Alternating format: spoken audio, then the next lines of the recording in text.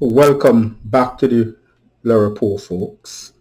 This is my first video on this channel for the year 2024. In today's video, I'm going to do a follow-up to the last episode that I did, the principles of sentencing in criminal law. And I am going to name this episode 79A.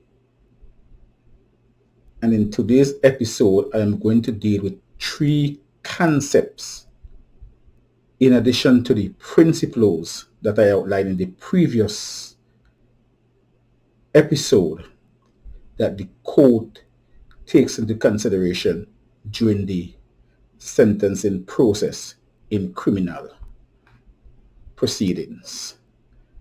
I'll be back shortly to discuss these concepts, but before I do, my usual disclaimer: this is not legal advice, should not be construed as such. For legal advice, please contact an attorney of your choice.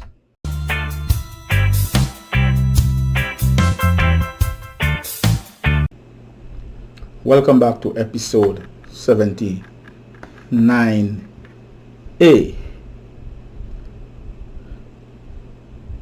Today we are going to look at three important concepts in the sentencing process in criminal matters.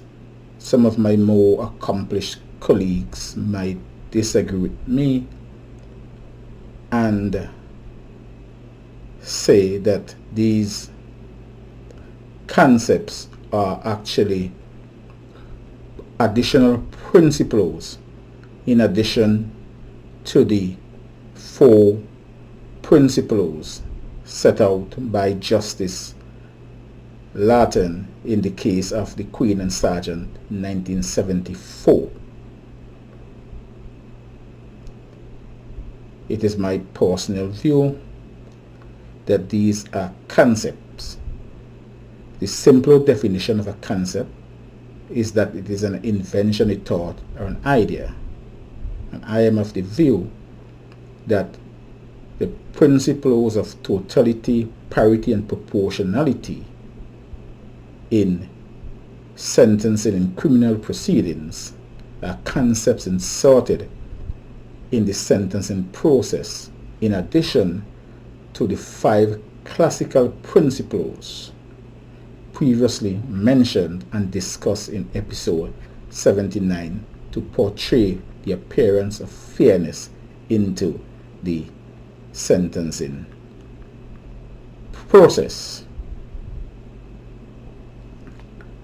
Now, in the case of the Queen and Berry of 1985, the court reiterated that when there is a joint offence, the offenders should be tried and sentenced by the same court to avoid the problem of perceived disparity, as was the case in the case of Berry.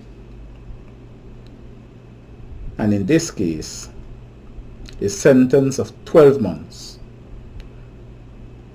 for burglary was reduced to 6 months, where the appellant's accomplice had been ordered to perform community service as an exceptional measure.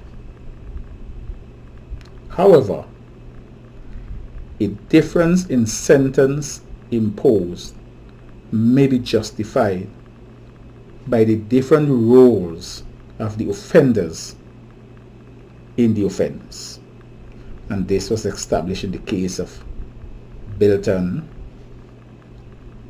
in 1997. The concept of offenders charged with the same offense being tried and sentenced by the same court is called parity in sentencing. Now let's look at the principle or the concept of totality.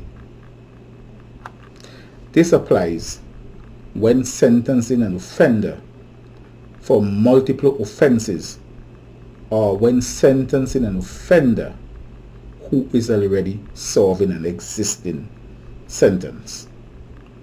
The concept of totality requires the court, when sentencing an offender for more than one offence, to impose a total sentence which reflects the overall criminality of the offender and is just and proportionate. This is the case whether the sentence or sentences are structured as concurrent or consecutive. And a concurrent sentence is where an offender is sentenced for multiple offences, but he is ordered to serve all the sentences together, while a consecutive sentence would be where an offender is sentenced for multiple offences, but he is required to serve the sentences one after the other.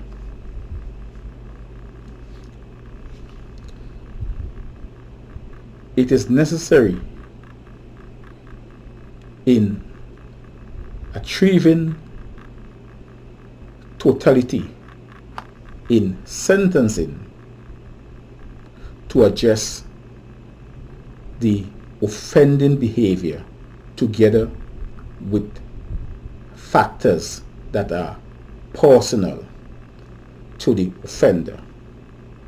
Therefore, concurrent sentences may be longer than a single sentence for a single offense.